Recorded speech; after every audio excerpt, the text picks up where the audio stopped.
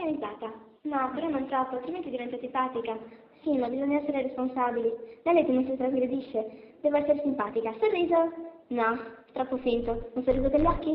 Sì, certo, così credono che sono stupida. Allora non sorrido.